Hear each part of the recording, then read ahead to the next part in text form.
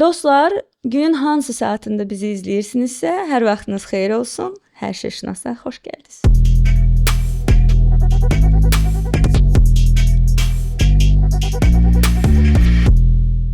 Koreya gözəllik sirlərini bir araya gətirən Glow hal-hazırda 2 filialı ilə xidmətinizdədir. Metropark filialı, 28 Mall filialı. Glow seçilmiş baxım və dekorativ kosmetika çeşidlərinə sahibdir. Sağlam və parıltılı dəriyə sahib olmaq istəyirsinizsə, Glow'a müraciət edə bilərsiniz. Çünki mən özüm də 2 ildir ki, Glow istifadəçisiyəm. Bugün şəxsən mənim üçün çox maraqlı olan bir insan qonağımızdır. Düşünürəm ki, onu sevəni çoxdur. Mən də bugün onun fərqli kimliklərini üzə çıxartmağa çalışacağam. Çünki çox maraqlı insandır. Bugünkü qonağım hər kəsin sevimlisi Orxan Zeynallı. Dostlar, məncə real alqış edək ki, normalda qonaqlarımıza deyirik təsəvvür edin. Nəsə bu haqsızlıqdır. Xoş gəldin Orxan, necəsən? Çox sağ olun, yaxşıyam. Təşəkkür edirəm dəvət üçün və təşəkkür edirəm belə təqdimat üçün. Çox xoşdur. Bizə də çox xoşdur ki, sən zamanını ayırmısan. Orxan, niyə mənim üçün sən çox maraqlı insansan? Mənə elə gəlir ki, sən çox introspektiv insansan. Yəni içə dönən, yaşadığını, həyatını daxildə analiz edən, daxili müşahidəçiyə çevrilən. Buna görə də fərqli mövzularda sənin fikirlərini alacağam. Hazırsansa başlayaq. Hazıram, başlayaq. Əla. Orxan, demək Aysel Aydın bizim qonağımız olanda yazıcı belə bir ifadə işlətdi ki, Azərbaycan kimi konservativ cəmiyyətdə nəinki qızlar, elə kişilər də yazıq olub. Məsələn, istədiyi peşəni seçə bilmir. Çünki nələrsə ona mane olur. Var qonum-qonşu faktoru, var qohum-qardaş faktoru. Məsələn, sevdiyi qızla evlənə bilmir. Çünki sapazda evdə dayı qızı, xala qızı faktoru olub. İndi düzdür ola bilmir, amma vaxtı ilə olub. Bədəninin uyğun gəldiyi, fikirlərinin uyğun gəldiyi, əylənə bildiyi qadınla evlənə bilmir. Çünki cəmiyyətin tabu saydığı o qızlıq pərdəsi faktoru gəlir, dayanır göz önündə. Sizə bir kişi kimi oğlan uşağı olanda hansı kodları aşılayırlar ki, biz hələ də bunları aşa bilmirik? Mən razıyam ki, Azərbaycan kimi toplumda kişiyə də çətindir, qadına da. Sözsüz ki, qadına olduğu qədər çətin deyil.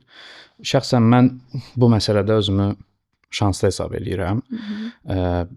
Uşaqlıqdan, yəni yeniyetməlik dövründən tam deyə bilmərəm ki, valideynlərim hər şeydə məni dəstəkləyiblər, amma ən azından qarşı çıxmayıblar.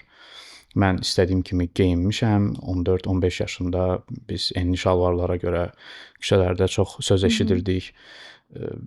Hansısa qulağımıza sırğa taxırdıq, nəsə bandana taxıb universitetə gedirdim və s. Yəni hərdən bu yadıma düşür. Və fikirləşirəm ki, mənim anam atam hara baxırdı. Mən birinci kursda gömrükdə oxuyurdum, bandana ilə dərsə gedirdim, basketbol köynəyi ilə gedirdim. Yəni bu özünü ifadədir bir növ. İndi xaricə gedirik son dövrlər, sosial media vasitəsilə heç xaricə getməyə də ehtiyac yoxdur. Dünyanın hər yerindən az çox xəbərin olur. Görürsən ki, məsələn 13-14 yaşında başlayır o şeylər insanlarda. Saç rənglənmə, eşqi, saç uzatma, saqqal falan. Bu şeylər xırda-xırda olsa da olur. Yəni o xırda bir şeydir, amma onu qarşısına alırlar deyə sonra bu öz əksini daha kobud formada, daha pis formada tapır. Mən məsəl üçün oxuduğum məktəbdə bizə saqqal saxlamağa imkan vermirdilər. Yəni saqqal dediyin, burada bir damcı nəsə. Ona məsələn irişirdilər, müdaxilə edirdilər, biz buna görə dalaşırdıq, nə bilim müdirin otağına aparılırdıq və s. İndi gülməli gəlir adama ki, yəni okeylər, qoymurlar da. Amma o vaxt o başqa cür idi və bir çox sinif yoldaşımızla, məktəb yoldaşımızla sonra gördük ki, bu bastırılmış üsyan sonra başqa formada üzə çıxırdı və onların öz həyatını ciddi şəkildə çətinləşdirirdi. Bizdə cəmiyyətdə təəssüflər olsun ki, hər tərəfdən baskı var. Peşə, sevdiyin insan və s. yəni hamısına müdaxilə olur bir çox ailələrdə. Amma burada paradoks üzə çıxır ki, bu dəyərlər, düşünürəm ki, çox da səmimi dəyərlər olmadığı üçün hamısına bir saniyə içində göz yumulur, ortada pul faktoru varsa. Məsələn, valideynlər övladının hansısa işlə məşğul olmadığını istəmirlər, o yaxşı pul qazanana kimi. Falan qızla ailə qurmağını istəmirlər, onun qaynatası varlı olana kimi. Və pul o qədər önəmli faktordur ki, bütün dəyər adlandırılan məfhumlar bir saniyənin içində yoxa çıxır. Bu da onu göstərir ki, demək ki, bu dəyərlər əvvəldən səmimi deyilmiş. deyil. Sadəcə şablon kimi beynə yüklənib, proqram kimi qoyulub və daha yaxşı iOS-un növbəti versiyası çıxan kimi hamısı silinir yəni ki. Ya bunu çox görmüşük də ki, yəni bizim vaxtımızda məsəl üçün biz gənc olanda məsələn fotoqraf falan sənəti biraz belə qeyri-ciddisən, kişisən, fotoqraf nədir? Amma onlar toylardan böyük pullar qazanandan sonra artıq heç kim elə demir. Amma eyni sənət olaraq eynidir də. Yəni fotoqraflıq sənəti dəyişmədi, heç nə dəyişmədi. Bu insanlar yenə də gedir şəkil çəkdirir. Şəkil çəkir, amma əvvəl pul qazanmırdı, indi qazanır və olub hörmətli, onları yuxarı başda tutururlar və s. Yəni bu məfhumları görəndə başa düşürsən ki, hə bu dəyərlər demək ki, o qədər də səmimi deyilmiş. Ona görə mən indi yaxşı pul qazanan evladı hamı sevir. Yaxşı pul, pul kod mod ortada qalmır. Yox, heç nə olmur. İnanc da qalmır. Ən böyük, yəni təbii ki, yəni bəzi ailələr var ki, onların hansı dəyərləri pulun qarşısında əyilmir. Amma o çox azdır. Və hətta mənim qızım belə, elə deyən adamlar belə qızı müxtəlif yollarla pul qazanır və həmin ata onun həmin o pullarla aldığı maşını bəhbəhlə sürür, evdə bəhbəhlə yaşayır və hər şey okey olur. Yəni pulun qarşısında həmin dəyərlər, həmin o qadağalar yoxa çıxır. Ona görə yəni artıq böyüdükcə, zaman keçdikcə, müəyyən şeylər gördükcə başa düşürsən ki, bizim toplumda bu mentalitet dəyərləri, danışılan mövzuların bir çoxu həqiqətən çox saxtadır. Bəli, səmimi deyil. Heç bir səmimiyyətə söykənmir. Yəni məsəl üçün insan var ki, dindardır. Sən onu tanıyırsan şəxsən, görürsən ki, bu insanın həqiqətən dini dəyərləri var və o heç nəyin qarşısında əyilmir. Mən onunla nədəsə razı ola bilərəm, olmaya bilərəm. Bu artıq başqa mövzudur. Amma yəni mən ona hörmət eləyirəm. Bu insan yəni ki, bilirəm ki, səmimidir. Öz istəklərində, öz qayda-qanunlarında səmimidir. Amma nə bilim oğlan bunu eləməz, qız bunu eləməz, amma falan cürdüsə eləyər. Yəni o vergül varsa, mötərizə varsa, nöqtə deyilsə, orada səmimiyyətdən danışmaq olmaz. Bir də buna əlavə olaraq, ümumiyyətlə bizim cəmiyyətdə mən məsəl üçün kifayət qədər azad böyümüş bir kişi cinsinin nümayəndəsiyəm, amma onunla belə bilirəm ki, bizim toplumda istənilən sahədə inkişaf eləmək, uğurlu olmaq çox çətindir. Dəstək deyilən bir şey, yəni cəmiyyətdən gəlmir.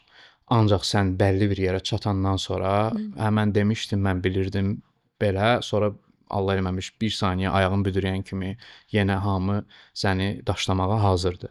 Yəni belə bir döyüş zəminində keçir həyat. Qərblə müqayisə eləsək, qərbdə məsəl üçün bizim janrla müqayisə eləsək, reperlərin mahnılarına baxırsan ki, mən belə həyat yaşayırdım, bu binalarda böyümüşəm, odur, budur, anam belə idi falan. İndi milyonlarım var, təyyarələrim var, o var, bu var və dinləyici buna qulaq asanda nə görür, nə düşünür, reaksiyası olur ki, o bacarıbsa mən də bacararam. Amma sən hansı uğurun haqqında oxusan, dinləyicinin reaksiyası olur ki, mən bacarmamışam, gərək o da bacarmasın, kaş o da bacarmasın. Yəni eyni mövzuya fərqli yanaşma var. Bunun biraz yəqin ki, sosioloji araşdırma ilə bunun kökünü tapmaq olar. Təxminlər eləmək olar ki, Sovet dövründən bu baskılar, hamının iş yerində, orada burada psixoloji vəziyyətləri, yəni stres, əsəb o qədərdir ki, kiminsə yaxşı yaşamağını sən götürə bilmirsən. Halbuki mən səndən heç nə oğurlamamışam da, səndən oğurlayana başa düşürəm, heç nə deyə bilmirsən. Okay, amma mənə də demə də, mən də oğurlamamışam. Bu biraz elə bil ki, artıq nəsə bir stereotipə çevrilib ki, yaxşı yaşayan insanlar sənin həyatının payını götürüb yaxşı yaşayırlar. Amma yəni indi elə deyil də. İndi kifayət qədər öz hesabına, öz zəhməti ilə həyat qurmuş insanlar var. Fərqli ağla sığılmayacaq sahələr peyda olub ki, son 10 ildə yəni heç kimin ağlına gəlməzdi ki, Instagramda kimsə profil açacaq, o sonra monetizasiya olacaq, pula çevriləcək. Kimsə nə bilim mahnı yazacaq, konsert eləyəcək falan. Yəni özümdən götürürəm də, məndən qat-qat populyar, sevilən insanlar olub, sadəcə başqa dövrə rast gəliblər, belə böyük konsertlər eləyə bilməyiblər. Yəni mən məsəl üçün bu rəqəmləri çox belə şey kimi təqdim eləmirəm də ki, bu bir nömrədir, heç vaxt olmayıb. Sadəcə düzgün zamanlamadır. Yəni indi daha asandır, daha əlçatandır və mən bu zamana düşmüşəm, bunun faydasını görürəm, bu bir şansdır. Yəni bunlar var indi, insanlar eləyir, amma yenə də o qalıb. Yəni və şikayət edəndə ki, yollarda hamı əsəbidir, orada hamı əsəbidir, hamı dalaşmağa hazırdır. İnsanlar bunu daha çox sosial vəziyyətlə başlayır, kasıbçılıq o bu. Baxıram ki, yəni 200 minlik maşını sürən adam da kasıbçılıqdan adamın üstünə çıxır, yoxsa yəni onun dərdi nədir? Başa düşürsən ki, yox, yəni bu biraz yaxşı yaşamaq, xoşbəxt olmaq bir bacarıqdır. Bizdə o bacarıq aşılanmayıb uşaqlıqdan. Bizə valideynlər deməyiblər ki, xoşbəxt olmaq lazımdır. Deyiblər ki, pul qazanmaq lazımdır, status sahibi Adam olmaq olmaq lazımdır, adam olmaq lazımdır, ortalığa çıxmaq lazımdır, yerbəyər olmaq lazımdır. Yəni müxtəlif frazalar deyilib. Fərqli frazalardır. Amma xoşbəxt olmaq deyilməyib ki, yəni sənin 5 manatın varsa, bu 5 manatla xoşbəxt olmağı bacar. Ya 5-dirsə onu 6 eləməlisən, 7 eləməlisən, okey də o paralel olsun, inkişaf lazımdır. Amma yəni əlindəkilərlə xoşbəxt olmaq, sevinmək, yəni mən özümdə belə görürəm ki, hərdən çox böyük nailiyyətin ortasında oluram, o anı yaşaya bilmirəm. Psixoloji olaraq baxıram ki, ya bu nə vaxtsa mən xəyal belə eləməyə, yəni gücüm çatmazdı ki, mən bu məkanda olaram, bu yerdə olaram. Bu baş verib və mən xoşbəxt ola bilmirəm, sevinə bilmirəm. Çox çətinliklə ondan zövq alıram. Başa düşürəm ki, bu sadəcə artıq sistemdir, xarabdır. Yəni onu nə qədər Və çalışsan onlar da, da bunun bir parçasıdır. nə qədər olsa da, çalışırsan ki, düzəlsin və gedib hansısa millətlərlə tanış olanda başqa ölkələrdə görürsən ki, məsələn, Cənubi Amerikalılar yəni kasıbçılığın ortasında elə xoşbəxtdirlər ki, adam paxıllıq eləyir. Yəni insanlara heç nəyi yoxdur. Bir dənə musiqi qoşurlar. Bir marketdə işləyir 16 saat gündə. 16 saat o musiqi dayanmır və insan da dayanmır, yəni.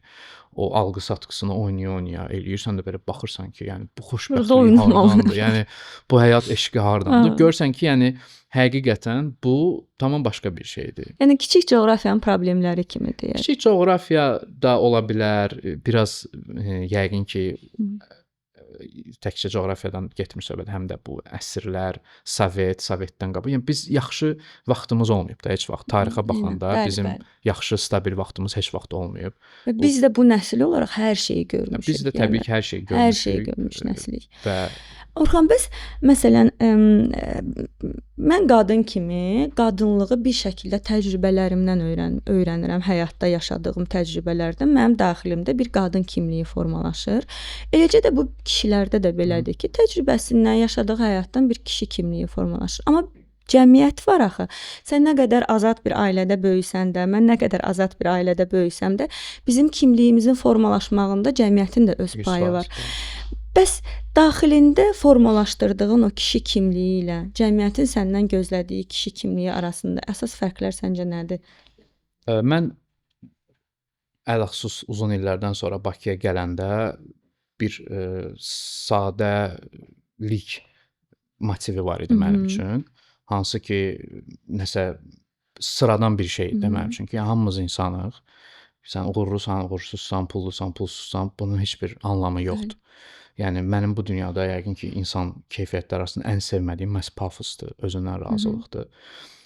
Burada bir yerdən sonra görürsən ki, sən o pafosu heç olmasa bir damcı eləməyəndə səni hörmət eləmirlər.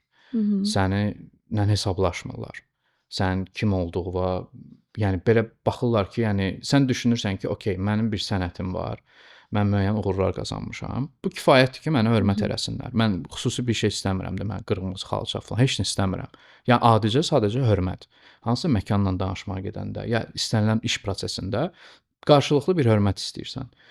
Amma görürsən ki, sən hər bir bədən hərəkətinlə kim olduğunu göstərmədiyin sürəcə sənə kifayət qədər o hörməti göstərmirlər. Çünki səndən sonra heç nəyə nail olmamış bir insan girir. Sadəcə belə özünü yekə-yekə aparır, kirayə götürdüyü böyük maşınla falan belə havalar yaradır. Görürsən ki, onun başına dolanırlar, hörmət edirlər. Bu mənim üçün çox böyük bir paradoks idi, bu böyük bir konflikt idi və mən düşünürdüm ki, bu mənim şəxsi düşüncəmə, yəni uyğun deyil də. Mən cəmiyyətin bu tələbinə ayaqlaşmaq istəmirəm. Amma tələb də eləyir. Amma tələb eləyir, 100% tələb eləyir. Sən artistsən, sən falan cür geyinmə, sən falan. Mən məsəl üçün elə adamam ki, dönər alıb küçədə yerə-yerə yeməkdə heç bir problem görmürəm və bunu hətta dilimə gətirmək də mənə belə qəribə gəlir ki, yəni bu mən niyə deyirəm ki, yəni bu həqiqətən adi bir Normaldır da, şeydir. bəli. Hə. Amma yəni mən onu eləyəndə görürsən yanımda adam deyir ki, "Ax, gör tanıyanlar Orxan eləyirlər." Hə, Zeynallısan, sən yəni belə şeylər eləmə. Mənə də belə qəribə gəlir ki, yəni nə dəxli var da? Yəni burada nə var ki? Amma başa düşürəm ki, hər şey mənim düşündüyüm kimi deyil. Bu cəmiyyətdə o keçmir. Yəni Keanu Reeves-i metroda görüblər, nə bilim Justin Bieber belə, Adam Sandler o orada hə o keçir. Bizdə elə yanaşmırlar. Bizdə falan kəsi metroda görmüşük. Ayda nə gündədir. Belə yəni ilk reaksiya bu olur. Halbuki özü metroda gəlib də məsəl üçün. Amma sənə deyir ki, və bir yerdən sonra başa düşürsən ki, bizim toplumda məşhur insanları kobud desək qudurdan birinci növbədə cəmiyyət özüdür.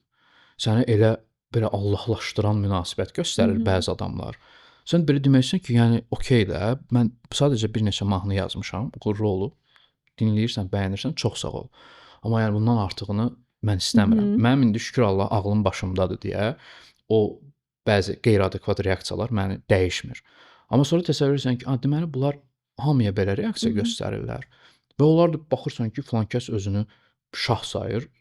Birinci elə bilirsən ki, onun başı xarabdır, ona görə elə sayır. Və görürsən ki, o təkcə səbəb onun başının xarablığı deyil, həm də görürsən ki, alan razı, verən razı da. yəni Cəmiyyət deyir ki, uyğunlaşıb adaptasiya sən məni adam yerinə qoyma, sən məndən belə əşya kimi davran, mən Instagramda girim səni söyüm, amma görəndə də sənə belə tanrı kimi baxım. Yəni belə bir qarşılıqlı bir məhəbbət formalaşıb bizdə tanınmış insanlarla sadə vətəndaşlar arasında.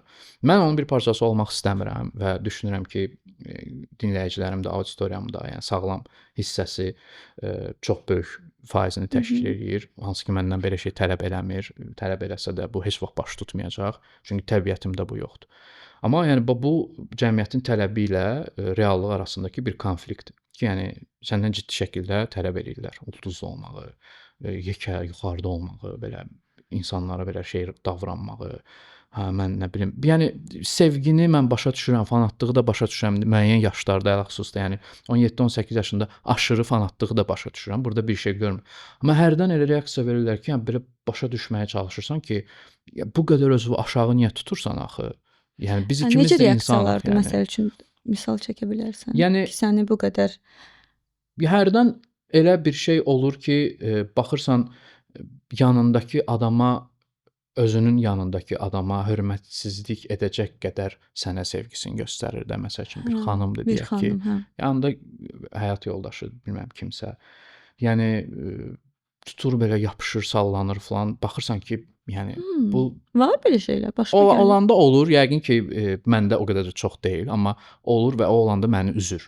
Ki, yəni biz indi elə dövrdə yaşayırıq ki, ümumiyyətlə kontakt məsələsi artıq yəni ciddi şəkildə qorunur.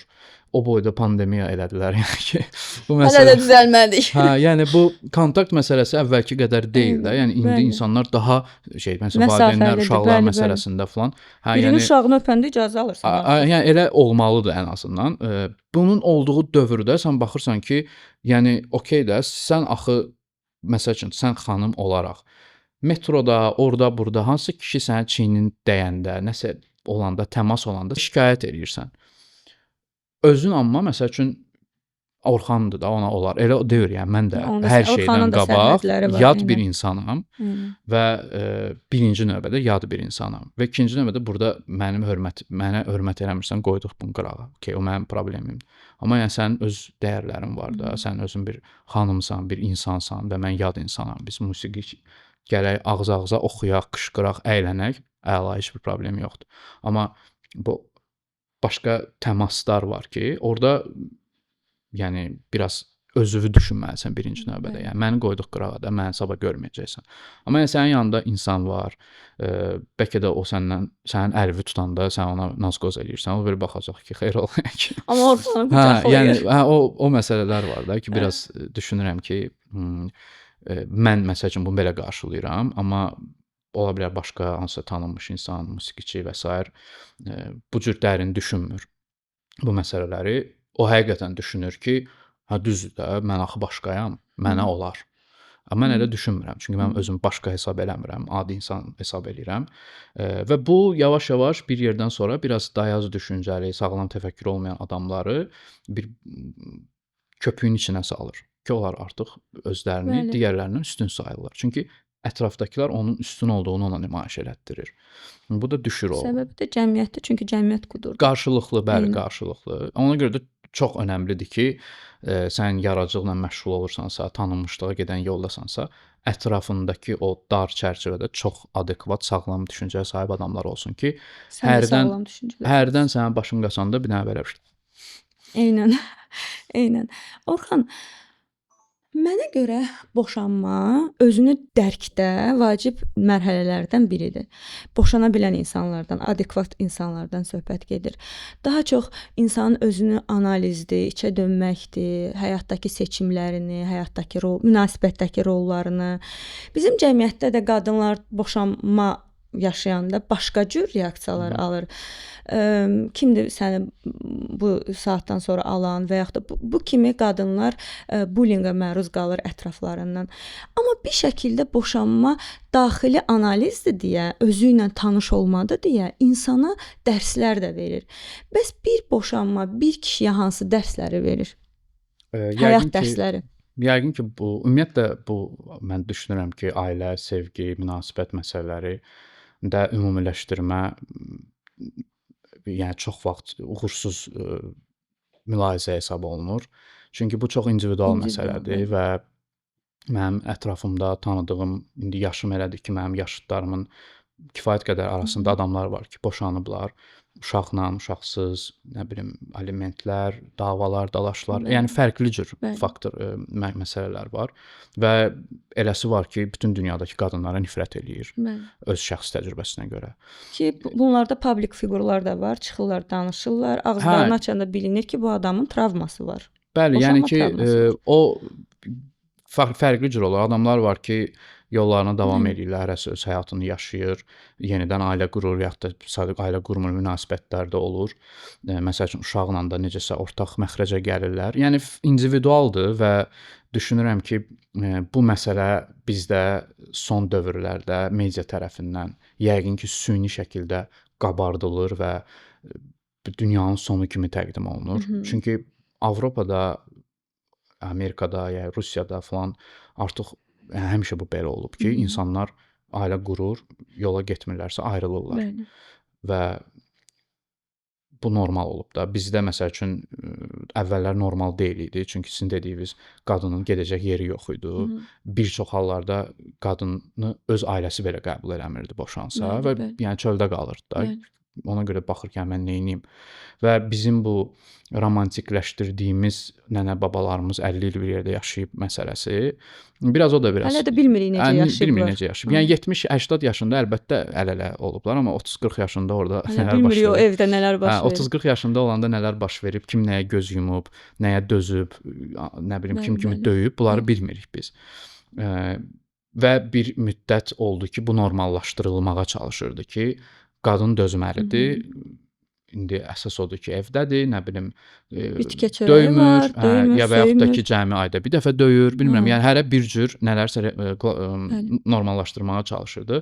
Bir yerdən sonra bu sərhədlər pozuldu, bu divarlar qırıldı, dağıdıldı və artıq insanlar yola getmədiyi halda boşanmağa başladılar. Çünki xanımlar üçün də yəqin ki 20-30 il qabaqki o qədər çətin deyil boşanmaq və faktorlar var, qanunlar var, çıxış yolları var, iş yerləri var, məktəb, bağça, yəni faktorlar o qədər çoxdur ki, artıq kimsə bir dəfə yaşadığı həyatdır və bir dəfə yaşamaqdan da əlavə, yəni sənin gəncliyin o bir dəfənin də çox az bir hissəsidir. Yəni 25 yaşında, 24 yaşında həyatı başa düşürsən, hardasa 45-ə, 50-yə, yəni sağlamlığından asılı olaraq, yəni hardasa 20-25 il sənin bu həyatı tam doyunca yaşamaq üçün cəmi vaxtın var. Yəni 60-70 il ömür deyirik, amma o ilk 15 il sən heç nə başa düşmürsən, sonra yaşlı olursan, çox istədiyin şey eləyə bilmirsən. Ortada 20-25 il var. Çox azdır da əslində. Yəni belə yanaşanda həqiqətən çox azdır. Və onu əlbəttə ki, nə qadın, nə kişi, yəni xoşbəxt hiss eləmədiyi ortamda yaşamalı deyil. Ona görə sadəcə insan çalışmalıdır ki, nə eləməyindən asılı olmayaraq adekvat olsun, obyektiv olsun. Hələ məsəl üçün də insanlar ayrılırlarsa özünüz yola getməmisiniz, dalaşmısınız, düşməmisiniz, özünüzü bilərsiniz. Amma övlad varsa, Hı -hı. siz ona borclusunuz. Çünki onu siz dünyaya gətirmisiniz də, o sizdən heç nə istəməmişdi. Əlbəttə ki, çalışmalısınız ki, onun üçün maksimum rahat olsun. Nələrəsə qurban verməyə çalışmalısınız ki, o insan üçün Daha rahat olsun. fədakar olur Daha insan. fədakar, bəli. Yəni bəzən insanlar düşünür ki, uşaq varsa valideynlərin ayrılmağı onlar üçün çox böyük travmadır, amma bir-birini sevməyən valideynlərlə Bəli. yaşamaq mən əminəm ki, daha O daha böyük böyük cəzadır. travmadır, Hə, eynən. çünki bu valideynlik psixoloji analizlərində deyilən birinci məqam odur ki, uşaq üçün ən önəmlisi ata ilə ananın onu sevməyindən qabaq onların bir-birinə olan münasibətidir. Yəni bu birinci gələn bir şeydir ki, sən böyüdükcə öz uşaqlığını yadına salırsan, nələri görmüsən, nələri görməmisən, öz həyatında nələrsə tətbiq edəndə görürsən ki, biz əslində düşündüyümüzdən də sadə varlığıq. Nəyisə görürük, sonra onu təbliğ edirik. Bəli. Arada 3 dənə kitab oxuyuruq, bir damcı nəyisə dəyişirik. Kimlərsə daha çox çaba göstərib, biraz da çox dəyişir. Amma aşağı-yuxarı sadəcə bu sikl gedir. Yəni ki, görürsən, təbliğ edirsən, görürsən, təbliğ edirsən. Yəni görürsən, başa düşürsən ki, hə, bu sevgi çox önəmli bir şeydir. Ona görə mənə elə gəlir bu rəqəmlər tez-tez paylaşılır, başlıqlar, bu qədər boşanma var, bu qədər nə bilim o var, bu var.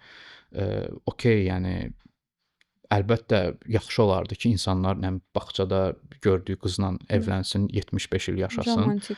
Hə, amma indi elə adam var, o olur, o 1%-ın bəlkə də altındadır. Elə insanlar var ki, onlarda o alınmır. Amma alınmırsa da yəqin ki, yaxşı olar ki, alınma ehtimalının mövcud olduğunu nəzərə alasan. Və insanlar boşanmaq istəyib boşanıblarsa, bunu nə bilim Facebookda falan kəs, bir də görsən özü dayılar yazırlar komment, nə bilim. Sadəcə yəni fikir bildirir də. Elə bil mənim barmaqlarım var, mən yazmağı özümə öhdəlik bilirəm. Niyə? Çünki onu yazmasam, həmin o 1 dəqiqəni əziyyət çəkib öz həyatımdan məşğul olmalıyam. Mən isə öz həyatımdan məşğul olmaq istəmirəm. Mənə xoşdur ki, falan bloger, falan müğənniyə girim həyat dərsi verim. Yəni bunun səbəbi Fədakarlıq eləyir orada. Bunun səbəbi odur. Əlbəttə, hə, yəni öz evi, eşiyi nə gündədir. Arvad, uşaq, nə bilim və yaxud da ki, əri, hər kimisə evində kim Hamı varsa. pərən-pərən, amma Tam o pərəm-pərəm aləm dəyib bir-birinə, uşağı məktəbdən qovurlar, nə bilim narkoman olub, o birisi belə olub, bu birisi belə. Bundan xəbəri yoxdur. Girir yazır ki, ailəni də oyuncaq eləyiblər falan. Məsələn, belə bir komment yazır. və sənin özündə aldığın əsas dərslər nə idi?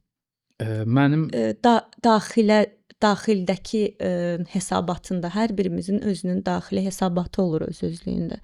Bunu nəyə görə səndən soruşuram? Sən yetəri qədər sağlam düşüncədə birisən, adekvat birisən və birinə işıq ola bilərsən. İndi bizi izləyən, bu perioddan keçən, suallar içində dolu olan biri ola bilər ki, sənin hər hansı bir cümlən ona işıq ola bilər.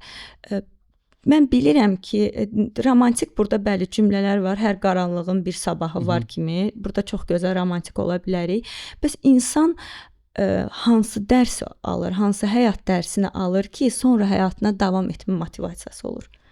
Mən düşünürəm ki,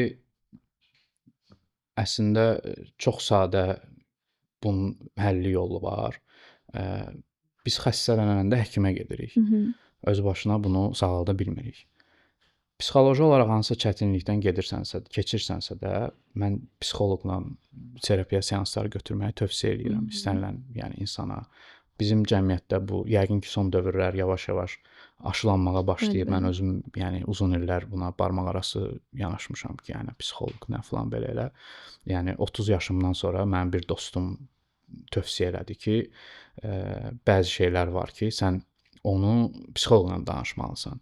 Çünki onunla danışmırsansa, gəlirsən başlasan hansısa dostunla danışmağa, o nə dərəcədə sənin dostundur, neçə il sənin dostun olacaq, bütün açırsan, tökürsən hər şeyi, müəyyən insanların əlinə silahlar verirsən, onlar onu sonra qarşı başlayırlar təbliğ eləməyə. Bunu da mən çox yaşamışam ki, ən yaxın adamlara sən hansısa yaravı bölüşmüsən, ilk fürsətdə də onu sənə qarşı istifadə edirlər. Yəni bu baş verir, bu həyatdır. Ona görə peşəkar bir insana müraciət eləmək və danışdıqca danışmaq, yəni 30 neçə yaşında mən kəşf eləmişdim ki, mənə belə-belə şeylər narahat edirmiş, bundan xəbərim yox imiş. Və birinci növbədə də mən insanlar hansı çətinlikdən keçirlərsə, münasibətlərlə bağlı, mən şiddətlə tövsiyə edirəm ki, çalışsınlar, baxsınlar ki, mən nəyi səhv edirəm. Yəni Qarşı tərəfi suçlamasınlar. Qarşı tərəfi günahlandırmaqla bitmir iş. Okay, qarşı tərəf dünyanın ən pis insanıdırsa belə, sən sual verməlisən ki, bəs niyə mən məhz o insana vurulmuşam? Yenə də sən səhvi özündə axtarmalısan. Yenə də sən günahı özündə axtarmalısan ki, yəni sən çünki bu dünyada ömrünün axırına qədər yaşayacağın bir dənə insan var, o da sən özünsən. Bəli. Bütün problemləri sən özünlə həll etməlisən. Ətrafı hamını düzəltdin, okey, əla. Bəs sən səhər yuxudan duranda güzəyə baxdığın, gördüyün adam, onu necə düzəldəcəksən? Mən son illərdə birinci növbədə özümü düzəltməklə məşğulam. Məşğul olmuşam, olmağa da davam edirəm. Hərdən kifayət qədər böyük yaşda, 27-28 yaşda atdığım addımlara baxanda özümə şillə vurmağım gəlir, həqiqətən. Heç 16-17 yaşı demirəm də. Yəni ciddi 27-28 yaşda, yəni babalarımız at çapıb, nə bilim, döyüşdüyü yaşlarda elədiyim səhvlər yadıma düşəndə baxıram ki, yəni çox ayıb olsun, belə deyək. Eyni qaydada da lap sonrakı yaşlarda da. Yəni özümün daha yaxşı versiyası olmağa çalışıram. Mübarizəm də, rəqabətim də, hər şey birinci növbədə onunla bağlıdır. Və kimsə hansı çətinlikdən keçirsə də bu çətinliklərdən keçmiş, müəyyən mənada keçməyə davam edən insan olaraq tövsiyəm odur ki, yəni öz içinə o işığı salsınlar ki, baxsınlar ki, nə var orada, nə problemlər var. Mən də elə fikirləşirəm ki, insanın ən birinci özü ilə arasını yaxşı eləməlidir. Özü ilə münasibəti daha yaxşı olmalıdır, nəinki qarşı tərəflə. Orxan, mən sənin müsahibələrinə baxanda bir nüans diqqətimi çəkdi. Sənin mövqesizliyin və yaxud da ola bilər, indi ifadə eləməyə çalışacağam, və yaxud da fikirlərinin çox sabit olmağı, mövqeyinin çox sabit olmağı, bu məni düşündürür ki, musiqilərində kimliyi bu qədər dəyişkən olan, xarakteri bu qədər dəyişkən olan, nəzərə alsaq əkizlər bürcünü, fikirləri necə bu qədər sabit qala bilir? Hanı sənin bucaqların, hardadır sənin künclərin? Bunun səbəbi nədir? Mən mahnılarım, məsəl üçün, məsələsi odur ki, populyar mahnılarımın arada baxıram, məsəl üçün Spotify-da analitikasına, görürəm ki, 2011-də yazdığım var, 19-da yazdığım var, 24-də yazdığım var. Yəni hansısa bir dövrə əhatə eləmir də o mahnılar. 15 il ərzində fərqli mahnılar yazılıb ki, o top 10-da onlar hərəsi bir yerdəndir. Və birini 25 yaşda Orxan yazıb, birini 23 yaşlı, birini 35 yaşlı. Onların arasında hansısa fərqlərin olmağı çox normaldır. Amma müsahibələrimin böyük əksəriyyəti son 2-3 ildədir. Və son 2-3 ildə mən psixoloji olaraq böyük bir yol qət etmiş bir Orxanam artıq. Mən əminəm ki, internetdə mənim 26, 27, 29 fərqli dövrlərdə verdiyim müsahibələr olsaydı, orada fərqli fikirlər olardı. Bundan əlavə, mən fərqli verilişlərə çıxanda və olur ki, məsəl üçün hansısa verilişə çıxıram, kimsə deyir ki, sən kifayət qədər səmimi deyilsən. Səmimi olmamaq da səni təqsirləndirir. Və çalışıram səmimi ola biləcəyim yerlərə gedim, amma hərdən də elə yerdə, elə adamla elə söhbət aparırsan ki, baxırsan ki, mənim ona səmimiyyət borcum yoxdur. Mənlə obrazlı şəkildə danışırsa, mən obrazlı şəkildə, bəli, obrazlı şəkildə cavab verməyə okeyəm, yəni ki. Yəni, çünki sən hər yerdə özü açıb tökəndə bu düzgün deyil. Sən elə gəlmirmi ki, bu məsəl üçün, deyək ki, sən bugün burada mənlənsən və bu dialoq mənim üçün deyil, daha çox izləyici üçündür və mənim də buradakı indi çalışdığım bir mən sənin dinləyicinəm, dinləyici kimi mənə maraqlıdır ki, bu sağlam düşüncənin arxasında hansı kimliklər var. Sənə bəs elə gəlmirmi ki, bu müsahibə tək tete-a-tete oturduğun insan üçün deyil, həm də səni izləyən üçün? Sözsüz ki, yəni biz kameralar qarşısında söhbət edirik. Bu təbii ki, tamaşaçılar üçündür. Yəni səncə daha onda çox bu düzgündür ki, üçün. məsəl üçün deyək ki, mənim Murad Arifə və yaxud da Aynura səmimiyyət borcum yoxdur.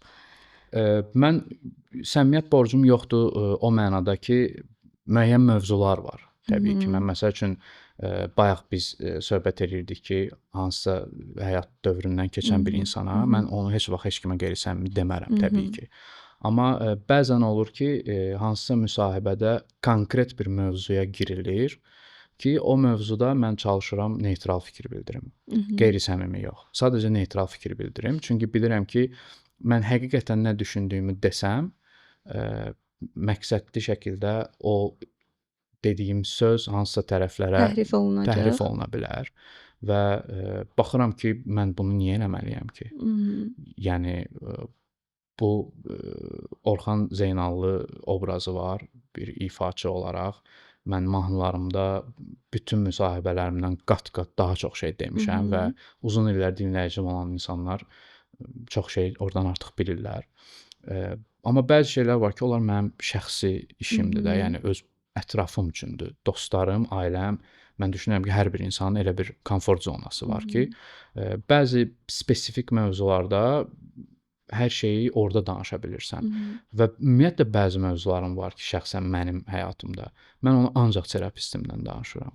Və onu mənim yanımda olan həyat yoldaşım, nə anam, nə dostum heç kim bilmir. Ancaq terapistimlə danışıram və bu normal bir şeydir. Əlbəttə. Bu sadəcə çərçivə getdikcə böyüyür. Hansısa mövzular var ki, onu sən ailədə, evin içində danışırsan. Hansısa mövzular var ki, ora valideynlərin də qatılır, qardaşın, bacın qatılır. Hansısa mövzular var, dostun qatılır. Bir yerdən sonra artıq bir çox şeyi sən tamaşaçı ilə publik şəkildə hər şeyi olduğu çılpaqlıqla danışa bilirsən və məndə bu mövzu kifayət qədər çoxdur. Mən spesifik mövzuları demirəm. Əlbəttə ki, spesifik mövzularda, özəl mövzularda heç kimə borcun yoxdur ki, orada səmimi olasan. Qətiyyən onu demirəm. Amma məsələn, sənə verilən suallarda, bütün suallarda Orxan, tamamilə neytral qalmağı seçirsən. Mən başa düşürəm. Ola bilər ki, bu sənin sənətdə seçdiyin kimliyin ola bilər ki, mənə yəni yuxarı bu aşağı saqqal mənə bu lazım deyil, bu problem ki, səni anlayıram. Çünki qarşında oturan jurnalist və ya başqa biri təhrif etmə ehtimalı var. Sarı media bunun nümunəsidir. Amma burada hər şeyşünasda belə bir ehtimal yoxdur ki, biz sənin danışıqları təhrif edib. Çünki səni ən yaxşı qoruyan Mete var burada və montajı Mete eləyir və bunu heç vaxt etməli. Bu mənə etik gəlmir. Ancaq mənə maraqlıdır ki, rechitativdir.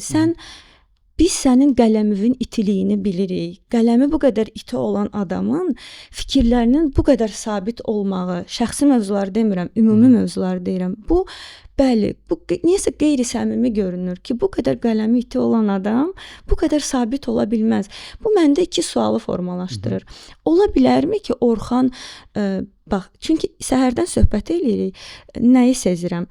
2 dəfə dedin ki, bir dedin ki, həyat bir meydandır və kiminsə əlinə silah vermək lazım deyil və buna bənzər digərində dedin ki, mən başa düşürdüm ki, mən zəif nüansları qarşı tərəfə verirdim və yenə də kiminsə əlinə silah verirdim. Bu səncə buranı döyüş meydançası kimi görmək, iki variant var. Ya dinləyici itirmə qorxusu. Çünki sən əks mövqe bildirsən, bu əks mövqenin də əksi olur və sənə qarşı bir kütlə yaranır. Bir budumu səbəb? İkinci, bu ola bilərmi ki, tamamilə qalxan geyinirsən ki, özünü qorumadır? Mənim dinləyici itirməklə bağlı qorxum qətiyyən yoxdur və şəxsən bugün burada çox rahat və hər şey haqqında olduğu kimi söhbət eləməyə gəlmişəm və özümdə çox rahat hiss edirəm. Bilirəm. Verilişimiz çox maraqlıdır, amma bu verilişin ərsəyə gəlməyində dəstəyi olan Qlo-nu xatırlatmasam olmaz. Verilişimizin sponsoru Qlo-dur. Qlo nədir? Koreyanın baxım sirlərini özündə birləşdirən bir brenddir. Mən də üzümün parıltısını Qlo-ya borcluyam. Trenddə olan Koreya kosmetikasından istifadə etməyi tövsiyə edirəm ki, siz də eyni formada bu parıltıya sahib olasınız. Əlavə isə intellektual bir kontentə dəstək olduğu üçün Qlo-ya təşəkkür edirəm. Mən bilirəm ki, hansısa müsahibələrimdə biraz gərgin olmuş ola bilərəm, biraz daha qapalı olmuş ola bilərəm. Bu da ki, biraz həm də həmin günlə bağlı bir şeydir də. Məsəl üçün biz müsahibəyə bir ay sonra, 2 həftə sonra, 1 il sonra, 2 il sonra baxırıq, amma həmin gün, həmin saat sən konkret ola bilsin ki, nədənsə keçmisən, nədənsə sonra gəlmisən və çox da uğurlu alınmayıb. Mən bunu əminliklə bilirəm ki, var elə müsahibələr, elə çıxışlar da olur, yəni. Amma ümumi götürəndə o itilik məsələsində mən düşünürəm ki, mənim biraz təbiətim var da burada. Mən bir sakit insanam. Mən çox nadir hallarda əsəbləşirəm ümumiyyətlə nəyəsə. Amma mahnı yazanda bir yerin içinə girirəm ki, orada fərqli aqressiya da üzə çıxa bilər, üsyan da üzə çıxa bilər. Hansı ki, mən gündəlik həyatda onları ola bilsin ki, bloklamışam. Burada məsələ təkcə müsahibədən getmir. Bəli, bəli, Gün ərzində hisslərdən də. olur ki, biz maşın sürürük, kimsə kəsir, məsələn, yolu. Məsələn, yoldaşım mənə deyir ki, siqnal ver də falan belə əsəbləşir. Mən amma yəni eləmirəm də, elə bil ki, belə bloklanmışam və hərdən belə qibtə ilə yanaşıram ki, hər şeyə belə olduğu anında reaksiya vermək əslində yəqin ki, yaxşı bir şeydir də, həyatın elə bir hər anını yaşayır. Çünki bunun qarşı tərəfi də var axı. Mən məsəl üçün qəhqəhə ilə ürəkdən gülmək hadisələrim çox nadir hallarda olur. Yəni qışqırıb əsəbləşməyim nə qədər az olursa, qarşı tərəfi də ürəkdən sevinmək, qışqırmaq, tullanmaq, nə bilim sevinc göz yaşları falan. Mən bunlara baxıram və bir çox insanda görəndə bunu belə şey oluram ki, çox yaxşıdır da yəqin. Amma sonra fikirləşirəm ki, hə bu sevinməyi yaxşıdır, amma o biri tərəfi o qədər də yaxşı deyil. Yəni elə bir full paket gəlir. Ola bilsin ki, bəli, həyatımda müəyyən şeylərdən keçəndən sonra özümdən asılı olmayaraq hansısa üsyanları bloklamışam. Amma bu müsahibələrlə bağlı bir şey deyil. Bu yəni mənim gündəlik həyatımda da olur, bəli, xarakterimdə də olur ki, çox sakit, belə sakit təbiətli adamam. Bircə elə bil ki, o mahnılar bir otaqdır ki, o otaqda bəzi şeylər daha artıqlaması ilə üzə çıxır. Özünü daha ifadə elədiyin ən rahat meydan ola bilsin ki, hə, ola bilsin ki, düzdür. Yəni məsələn siz deyirsiniz o müsahibələri baxmısınız, araşdırmısınız və yəni siz danışdıqca mən də düşünürəm ki, belə bir şey varsa bu nə ilə bağlı ola bilər? Sonra fikirləşirəm ki, yəni bu mənim gündəlik həyatım da belədir. Yəni ki, mən sakit təbiətli adamam. Daha neytral. Onda belə deyə bilərik, Orxan yaş aldıqca müdrikləşib və hər kəsə sevgi verməyi seçir. Belə demək olar. Sevgidə qalmağı seçir. Müdrikləşmək məsələsi biraz yəqin ki, çox böyük səslənir.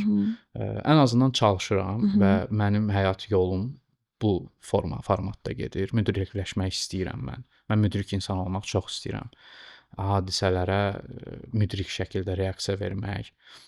Ola bilər ki, reaksiya verməmək bu yolda hansısa bir addımdır ki, bəlkə də bu bir uğurdur ki, hansısa bir otaqda olanda, bir hadisə baş verəndə, hamı qışqıranda mən birinci növbədə onun həllini düşünməyə başlayıram. Və bu sevdiyim cəhətlərimdən biridir ki, özümü itirmirəm bir çox hallarda. Amma bu təbii ki, o biri tərəfi ilə gəlir. Sevinmək, ürəkdən gülmək falan, yəni bunlar da artıq görürəm ki, həyatımda çox azdır. Son dövrlər bu tərəfdən inkişaf var. Xoşbəxtliklər həyatımda çoxdur, adi xoşbəxtliklər və əvvəllər düşünürdüm ki, bu konsert, bu falan, bunlar yəqin ki, uğurun pikidir və sən qazanacağın hansısa o xoşbəxtlik hormonları ən çox orada gəlir. Amma yəqin ki, böyüdükcə görürəm ki, o birinci yerdə gələn bir şey deyil. Birinci yerdə gələn çox xırda şeylər var ki, sən yeniyetmə olanda onlara belə şey yanaşırdı. Amma görürsən ki, yox elə onlardaymış da, hansısa ailə daxili kiçik məqamlar ki, onun haqqında kino çəkilmir məsəl üçün. Amma oradadır xoşbəxtlik, sevgi də oradadır. Və kino demişkən, yəni bunlar da bizi biraz şey eləyir də. Məsəl üçün, nə bilim, əlimizi kəsdik, qanlarımızı birləşdirdik. Bunlar həmişə sevgi hekayələri, həmişə elə mövzularda olurdu ki, sən böyüdükcə başa düşürsən ki, bu toksik mövzulardır. Bütün mahnılar, kinolar toksik sevgilər üzərindədir. O 30 il, 40 il sağlam, sakit yaşayan adamlar haqqında kino çəkilmir. Niyə? Çünki qıraqdan onlar maraqsız görünür, amma evin içindən xoşbəxt olardı. Ona görə mən də düşünürəm ki, çöldəkilər üçün maraqlı olub içəridə əziyyət çəkməkdənsə, çöldəkilər üçün maraqsız olub xoşbəxt olmaq daha yaxşıdır. Orxan, bu daxili təkliyə biraz gətirib çıxartmır səncə? Bu mənim indiki terapiyamın da mövzusunu belə demək nə dərəcədə düzgündür bilmirəm, amma içimdən gəlir demək istəyirəm. Məsəl üçün, bunu niyə? Bu mənim yazdıqlarımın arasında yoxdur, spontan verilən sualdır. Məsələn, mənim indiki mövzum, mən daxilən təkliyə daha çox meyl eləyirəm və bu təklik məni çox xoşbəxt eləyir deyə və bu getdikcə toksikləşir, mən daha da təkliyə çəkilirəm deyə, bu mənim indiki terapiya mövzumdur. Bu sabitlik sənə elə gəlmirmi insanı daxili təkliyə aparır? orada daha xoşbəxt olursan. Məişəti demirəm. Mən də həyatımda çox xoşbəxt insanam, yoldaşımla, uşaqlarımla, amma daxili təklikdən insan daha çox həzz alırmış kimi gəlir mənə. Bu sənə elə gəlmirmi? Bu sabitliyin axırı odur. Mənə elə gəlir ki, bu həyatda ən önəmli faktorlardan biri balansdır. Hər şeyin, yəni balansı çox önəmlidir və mən bilirəm ki, məndə o qapanma var.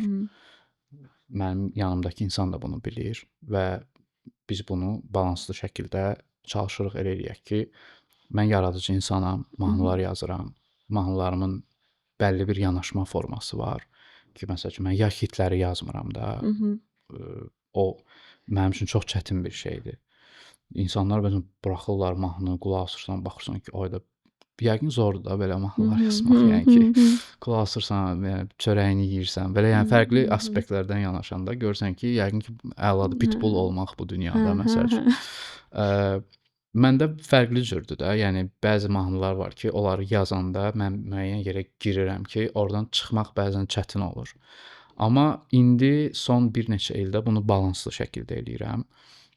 Biz məsəl üçün qərar veririk ki, mən sabah studiyada olacağam, orada qalacağam və filan mahnını yazacağam. Səhərsi gün isə həyatıma davam edəcəm. Eyni qaydada biz eləmişdik əks-səda mahnısını. Mən bir axşamı özümə həsr elədim, tək qaldım. Bəzi yerlərə girdim, triggerləri dartdım, çıxartdım mövzunu, mahnını yazdım, yatdım, durdum və o mahnıya qulaq asanda fikirləşdim ki, onu necə yazmışam. Və qayıtdım normal, maraqsız adlandırıla biləcək, əslində xoşbəxt olan həyata. Və düşünürəm ki, bundan qabaqki dövrlərdə 2020-nin əvvəlləri də 21 falan mənim dalbadal yazdığım Məni xatırla, Bulud, Briz, Romeo mahnılarımda o sezilən intihar ab-havası, toksik, faciə ab-havası və elə ona uyğun davam edən bir həyat var idi. Mən o həyatı istəmirəm. Yaxşı həyat yoxsa yaxşı mahnılar seçimi arasında qalsam, yaxşı həyatı seçəcəm hər zaman bundan sonra. Təbii ki. Əvvəllər elə düşünmürdüm. Əvvəllər düşünürdüm ki, bu şair təbiəti, səfil həyat, gözəl mahnılar çox. Çünki məsələn indi insanlar deyir də, bu konsert verdi, nə qədər konsert verdi, pul qazandı, nəm o bu zat.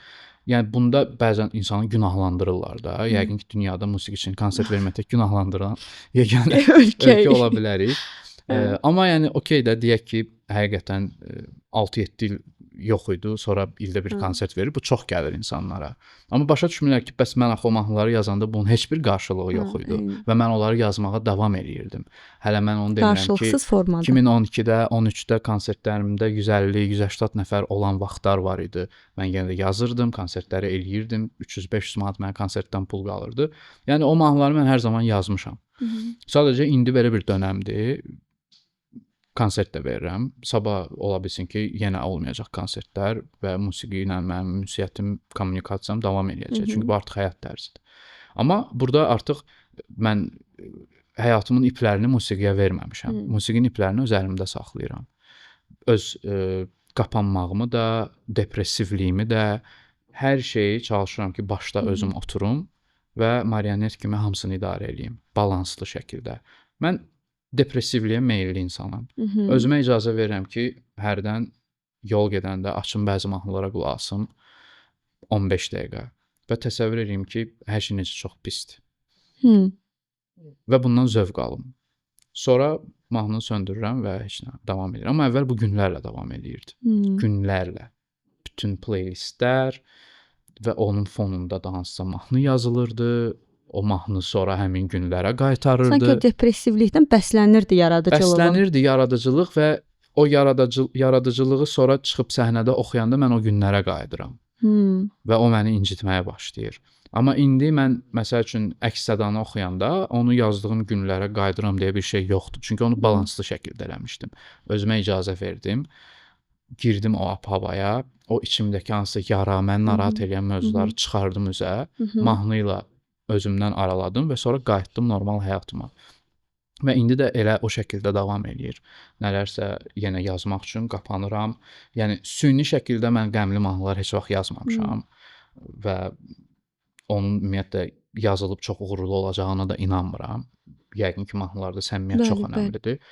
Yəni içimdə travmalar var, mənim pis xatirələrim var və onların içimdə qalmağını istəmirəm. Kiminləsə danışıram, bölüşürəm, eyni qaydada da mahnı ilə Ya da yazıram ki, musiqi, bəli. o fikirdə olan insanlar da ona qulaq assın. Çünki mən özüm də o mahnılara qulaq asıb çox sağalmışam. Çox özümü qucaqlanmış hiss eləmişəm tək olanda və bu gün kimsə təkdirsə açıb illər sonra qulaq asıb düşünürsə ki, bunu oxuyan adam mənim yanımdadır. Yəni nə yaxşı, nə gözəl ki, bu yazılıb. Və budur, yəni bu balans və çox sevinirəm, xoşbəxtəm də ki, mənim yanımda olan insan da bunu başa düşür və mənə dəstək olur və biz bir yerdə eyni qaydada mən onun üçün, o mənim üçün bu şəraitləri yaradırıq ki, hər iki insan təklikdə də xoşbəxt olsun ki, onlar bir araya da gələ bilsin xoşbəxt olmaq üçün. Mənim bir terapistim var, belə bir söz işlətmişdi. Sevgilər və münasibətlər bağsız olmalıdır. İndiyə qədər bizə öyrəşdiriblər ki, məsələn, filan kəs bir-birinə çox bağlı cütlükdür.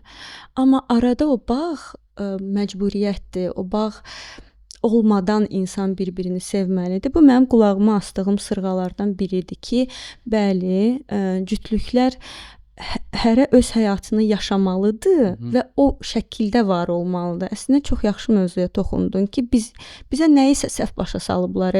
Ya tarix boyu şeirlərdə mənə elə gəlir ki, eşq azadlıqdır. Mənə elə gəlir ki, bizə nəyisə yanlış izah eləyiblər və ya biz yanlış anlamışıq. Dediyin çox doğrudur, Orxan. Buna görə təbrik eləyirəm, bir-birinizi tapmısınız və bu hər insanın əldə etmədiyi bir enerjidir bir-birində. Təbrik edirəm ona görə səni.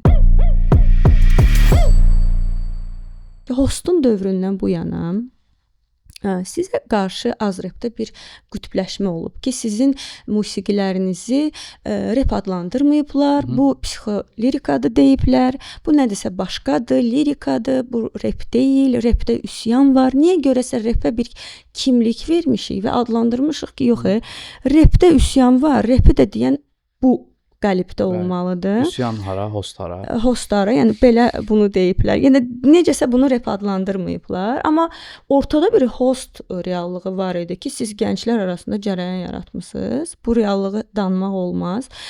Sonra hostun davamı olaraq bu sənə keçdi. İndi buna görə səni günahlandırırlar, sənin musiqilərini, yaradıcılığını rep adlandırmırlar. Bu 1-2 dəfə olsaydı buna göz yummaq olardı, amma bariz şəkildə atmacalar var. Bariz formada bunu bu şəkildə adlandıranlar var. Buna reaksiya necə olur qarşılaşdıqca? Məndən uğurlu bir insanın mənə söz atmağını hələ görməmişəm və nəinki mən, heç kim görməyib bunu yəqin ki. Belə şey olmur. İnsanlar sənət müstəvisində özündən bir pillə, iki pillə aşağı olanlara söz atmırlar heç vaxtı. Bunu səhv eləmirəmsə Jay-Z demişdi bir dəfə ki, mən görməmişəm kimsə məndən uğurlu olsun və mənə söz atsın. Yəni o çox əslində şablon və düzgün bir misaldır. O ki qaldı rep adlandırmamağa. Yəni mən düşünmürəm ki, bu həyatda kiminsə amalı onun gördüyü işin rep adlandırılmamaq olmalıdır. Yəni bu deyilsə okey. Bəzən məsələn kimsə deyir ki, o rep deyil, şeirdir ki, sanki bu daha aşağı bir şeydir, amma bu dünyada şeir olanda rep yox idi. Yəni dərinə get. Mən özüm repi çox sevirəm. Yəni hər şey, bütün yaradıcılığımı qoysaq kənara, mənim üçün bir nömrəli janr repdir. Onun ən klassik forması. Yəni müasir çox da izləmirəm, qulaq asmıram, amma 90-ların, 2000-lərin repi mütəmadi olaraq maşında, yolda, evdə, idmanda fərqi yoxdur. Hər yerdə mənim həyatımın bir parçasıdır. Ta 10-11 yaşdan bu yana. Və reper olmaq birinci növbədə xarakterdir. Sənin həyat tərzindir və heç kim heç vaxt bunun əksini iddia edə bilməz ki, mən reper xarakterli insan deyiləm. Çünki bizdə texniki olaraq replə məşğul olan insanların 90% mexana xarakterli insanlardır. Onların həyat tərzi, yaxşı oğlan bunu eləməz, oğlan bunu eləməz. Bunlar hamısı mexanaya xas şey qəliblərdir ki, okeydir. Amma o necəsə o adamlar sonra müasir formada rep də deyirlər, sözlər sürətli, qafiyəli falan, amma mədəniyyət olaraq, yəni 15-16 yaşında ümumiyyətlə rep yazmayan vaxtlarımda Biz ətrafımızdakılardan dünya görüşümüzə görə seçilirdik, tolerantlığımıza görə Bəli, seçilirdik. bəli. O onu eləməz, bunu eləməz filan. Bu yox idi. Yəni rep bizə bunu öyrədirdi ki, siz fərqlənirsiniz gənclərdən. Yəni mən rep eləyib kiminsə saçına ilişəcəmsə, bu yəni bu rep deyil artıq. Yəni yazdığın texnik olaraq sürətli bomba ola bilər. Amma sənin o azad ruhun yoxdursa, Bəli, bəli. sən nə qədər sürətli desən də, sən yenə də dala qalırsan. Yəni bu mənim üçün ciddi bir problem deyil və mən düşünürəm və əminəm də ki, özüm də bilirəm ki, məsəl üçün götürək 40-cı paralel mahnısı. Bu Azərbaycanda kifayət qədər uğurlu olmuş bir trekdir. Sabah hansısa Amerikanla mən otursam, söhbət eləsəm, mənə desə ki, sizdə nə rep var, mənə göstər. Mən bilirəm ki, göstərəcəyim birinci trek 40-cı paralel deyil. Çünki bu Amerikanın təsəvvüründəki rep deyil, onun öyrəşdiyi deyil. Var, çox gözəl rep nümunələri var. Onları birini açıb göstərəcəm.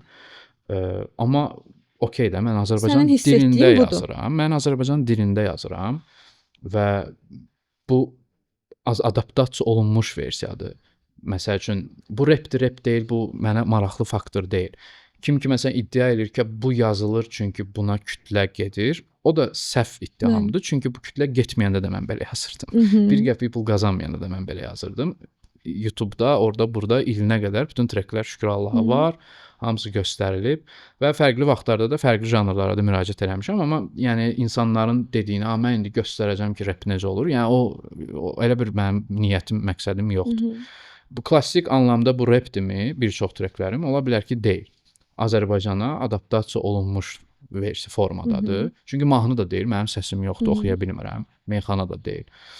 Amma yəni elə bir narahatçılığım yoxdur. Qütbləşmə də ki, o vaxtdan çox başa düşüləndir. Çünki 2007-8-də bu yarandı. Bizdən qabaq olanların bir çoxu şəxsən bizlə görüşəndə siz əjdahasız, əlasız deyirdilər. Uzaqlaşanda başqa şey deyirdilər və təbii ki, sən 5 il, 6 ildir yazırsan, sonra kimsə gəlir 1 ilə partladırsa, sən başlayırsan paxıllıq eləməyə. Bu normal insani bir hissdir. Mən kaş ki olmazdı, amma var. Bunun başqa bir izahı da yoxdur.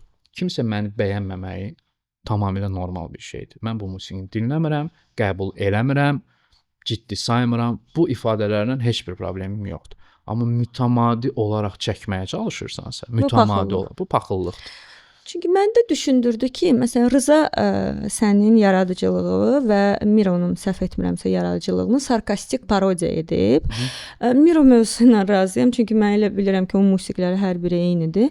Amma sən mövzusunda razı deyiləm, amma ortada bəli sarkastik bir parodiya kontenti var 2 dənə. Burada məndə sual formalaşdı ki, bu şəxsi qərəzdimi, baxıllıqdırmı? Bəlkə bu ehtimal da varmı ki, klassik repi qorumaq ehtiyacı hiss edirlər özündə. Mən o parodiyanı eşitmişəm və düşünürəm ki, o sadəcə parodiyadır və tamamilə okeyəm bununla. Gülməlidirmi? Orası da gülməli deyil. O artıq başqa mövzudur. Onun çünki konkret göstəricisi yoxdur. Gülmək, yəni yoxdur da şkala onu ölçən. İnsan onu eləmək istəyirsə eləyir. Şəxsi qərəzin olub olmadığına dair bir şey deyə bilmərəm, çünki şəxsi tanışlığım yoxdur.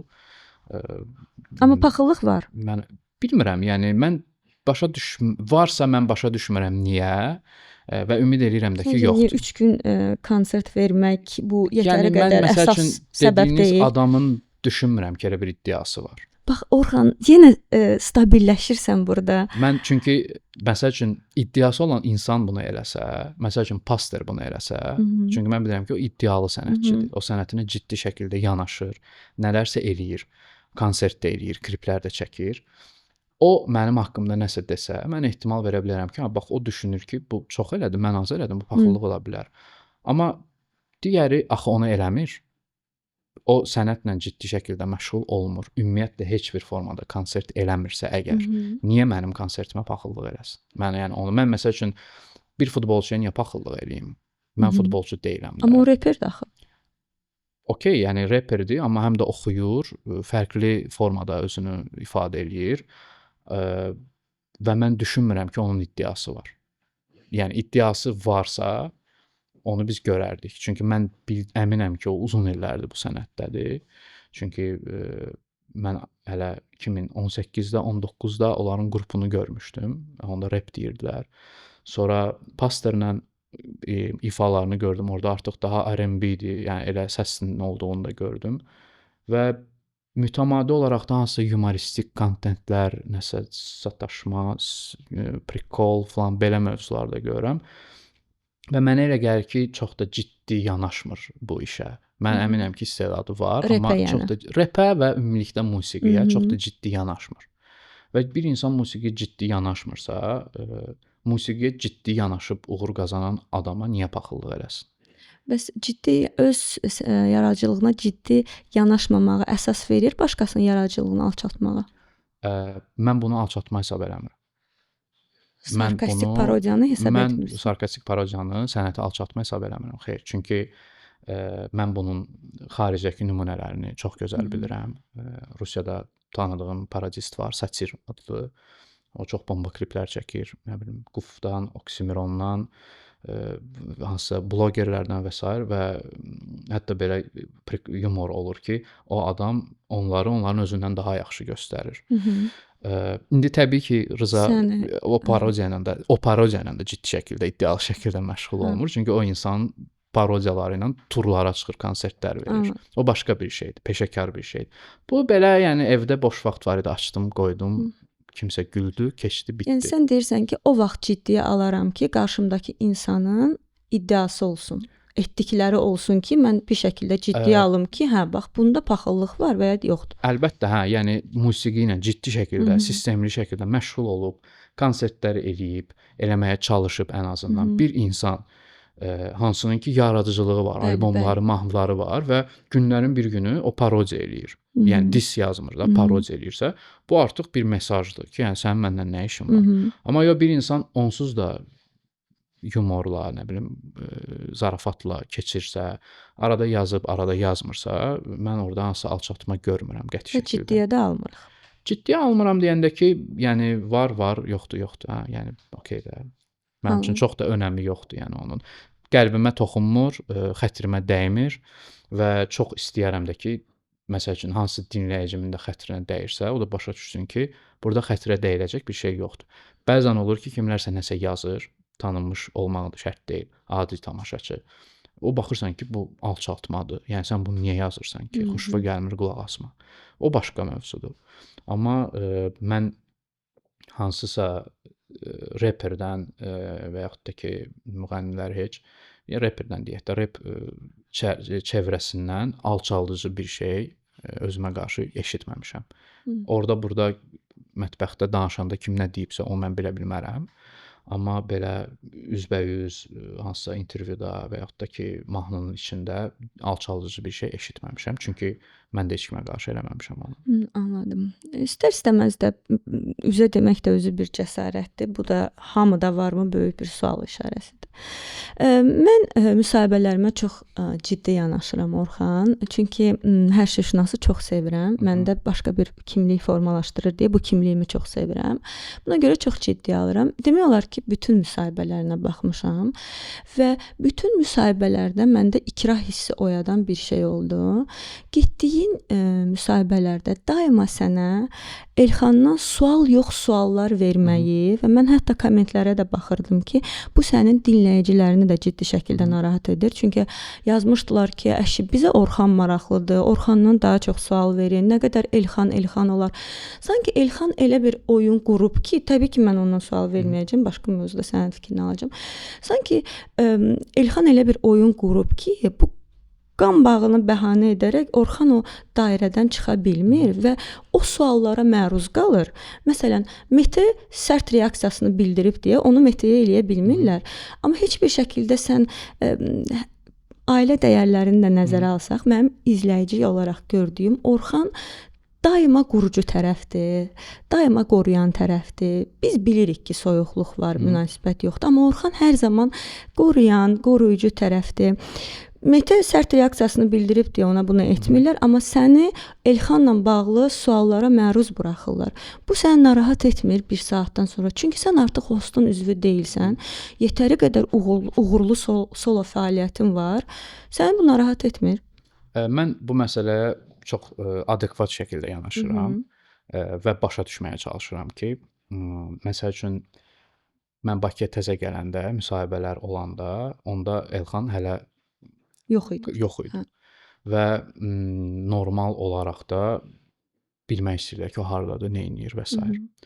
Sonra bir neçə müsahibəm düşdü Elxan qayıdan ərəfəyə. Birinci mahnıları çıxdı və təbii olaraq da soruşdular ki, sən bu barədə nə fikirləşirsən? Sonra bir yerdən sonra mən artıq hiss edirəm ki, bu sovrulub ümumiyyətlə. Çünki onun artıq öz fəaliyyəti var. 15 dənə, 20 dənə mahnısı çıxıb, görüşləri olub, nəsə tədbirləri olub.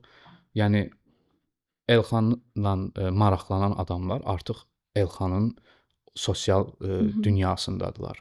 Komment yazırlar, nəsə danışırlar, eləyirlər və məndən artıq inboxda da heç nə soruşmurlar. Nə vaxt qayıdacaq? Müsahibələrdə soruşurlar. Müsahibələrdə soruşurlar. Bu da onunla irəli gəlir ki, insanlar bilir ki, biz əmioğluyuq, insanlar bilir ki, biz hostda bir yerdə olmuşuq və bilirlər ki, münasibət yoxdur. Burdan nəsə şok kontent çıxa bilər. Amma mənim məqsədim o deyil. Amma mənim üçün bir reallıq var ki, bütün host, fəaliyyət, musiqidən qıraq bizim 90-cı ildən şəkillərimiz var ki, biz bir yerdə ailə olmuşuq. bağları. Ailə bağı olub, bəli. Və o ailə bağının üzərindən ələlxüsus da bir tərəfli olaraq, çünki mənə qarşı da heç vaxt heç nə deyilməyib. Heç bir pis şey heç nə deyilməyib mənə qarşı və mən də heç vaxt durduq yerə heç kim haqqında pis şey demərəm. O pis şeydə, yəni hansısa qohumum, yaxın olmuş bir vaxtlar insan haqqında da ümumiyyətlə demərəm heç vaxt. Ona görə müsahibələrə gedəndə məndən əgər soruşulursa ki, hansı mövzu var ki, o haqqda danışmaq istəmirsən, mən ancaq deyirəm ki, çox şəxsi mövzular olmasın. Onu da demirəm, çünki fikirləşirəm ki, yəni sual veriləcək, deyəcəm danışmaq istəmirəm. Yəni bu qədər sadə. Amma mən demirəm ki, mən Elxan haqqında heç soruşmayın. Yəni elə şey yoxdur. Kim istəyir soruşa bilər.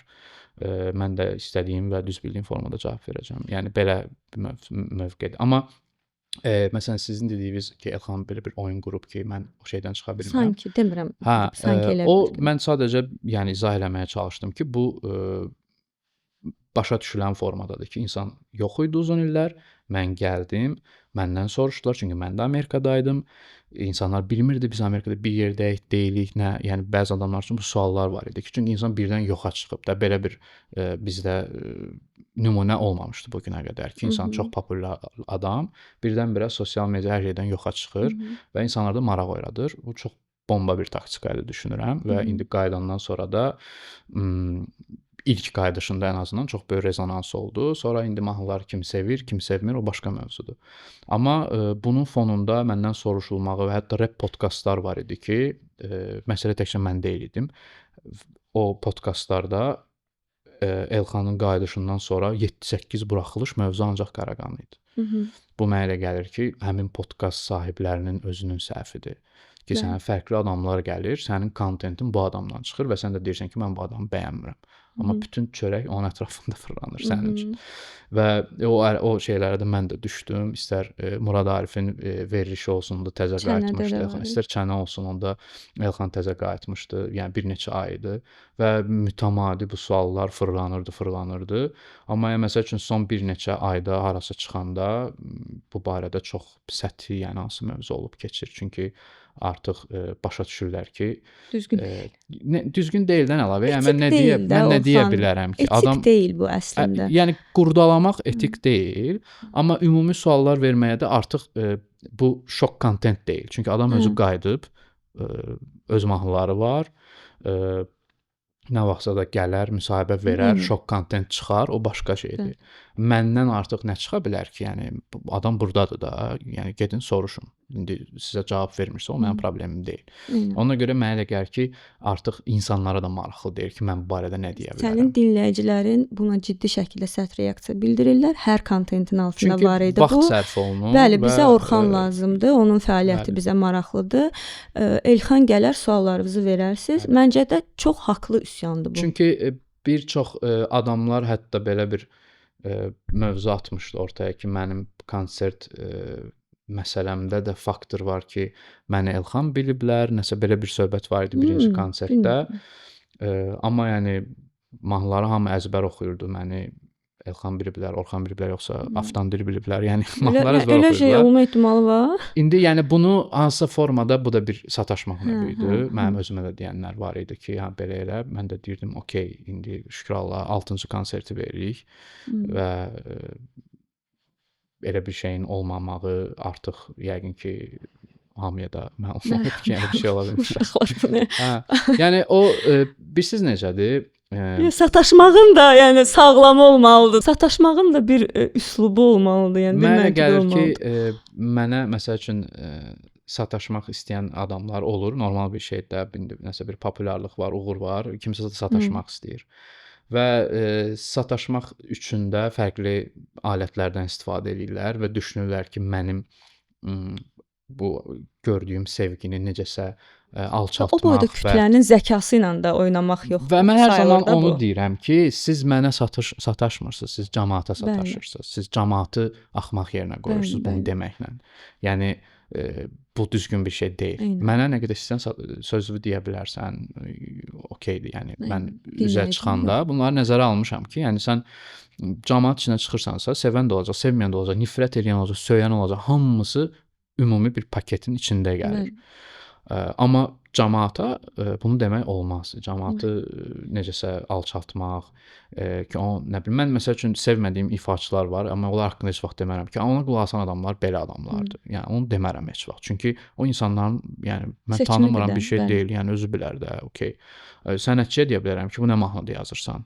Ki onu da özü ilə danışsam, hər kim çatsa deyərəm. Belə girib komment yazmaram ki, o da mənim nəyimə lazımdır. Yəni ki, bir Bayaqki yerdən sonra- dayılardan nə fərqimiz yəni qalır? bir yerdən sonra sən o qədər belə ignor edirsən ki, hər şeyi ki, öz həyatın, öz işin, gücün o qədər fokus olduqca başa düşürsən Vaxt da ki, qalmır, eynən. sənin vaxtın, enerjin, həvəsin yoxdur ki, ay bunlar nə bilim bütün günü belə eləyir. Ay bunlar mediada çıxır qabağıma, insanların yəni bir nömrəli dərdi var da, bu tanınmış adamlar falan şey niyə belə eləyir onu? Yəni sənin nə lazımdır?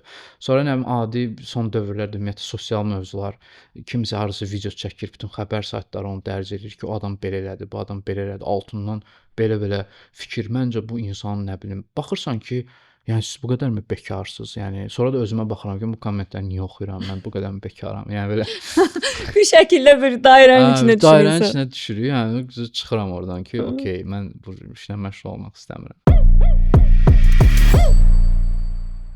3 insan yetəri qədər aydın insanlardır və siz yetəri qədər cəmiyyətə fayda vermisiniz, verməkdə davam edirsiniz. Sən öz sahəndə, Mete öz sahəsində, qarşı tərəf öz sahəsində və məndə sual yaranır ki, bu 3 aydın insan niyə hər yerə yaxşı təsir edən, cəmiyyətə yön verən bu 3 insan niyə öz aralarındakı egoya təsir edə bilmirlər?